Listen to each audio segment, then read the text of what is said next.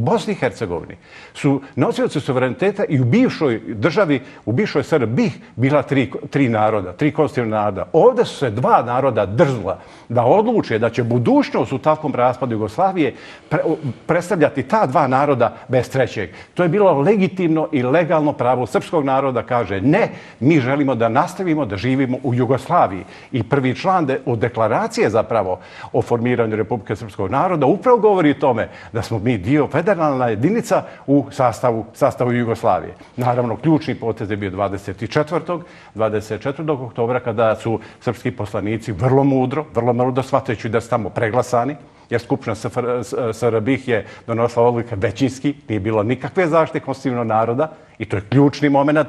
Šta bi se desilo sada u nekoj građanskoj državi i promjenama Ustava u kome vi nemate institucionalnu zaštitu?